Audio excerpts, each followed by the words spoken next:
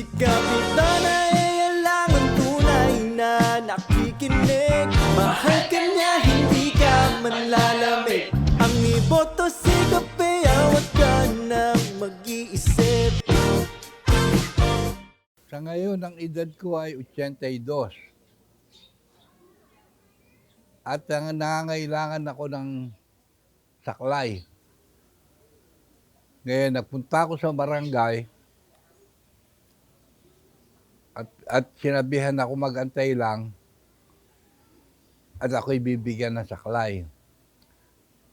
Ang nagbigay nito, ang nagdala sa akin ito ay si Danny sa pamamagitan ng barangay captain namin.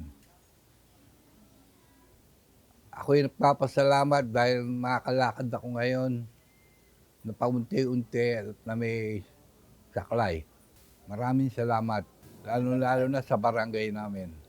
Si Kapitan ay alangan tunay na nakikinig. Mahal ka niya, hindi ka manlalamig. Ang iboto si Kapea, huwag ka nang mag-iisip.